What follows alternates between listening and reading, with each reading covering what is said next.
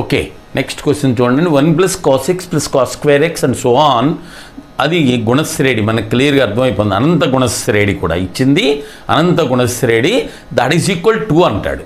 అంటే cos x is equal to half ఏగా మనకు తెలుసు. అనంత గుణశ్రేణిది ఎంత ఫార్ములా మనకు తెలుసు కదండి, a/1 - r కదండి. పోనీ ఇదిగోండి 1 + cos x + cos square x + etcetera 2.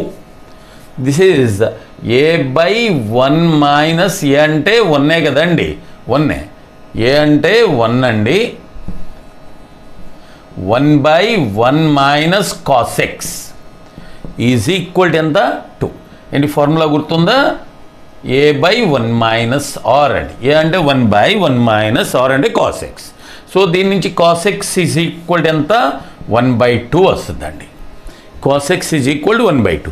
So x ఎంత అవుద్ది, 60 డిగ్రీలు. -60 అయినా cos -60 అంటే cos 60 కదా, cos -60 అంటే ప్లస్ఏ కాబట్టి so x is equal to 60 అండి. అంటే π/3 of course, plus or minus.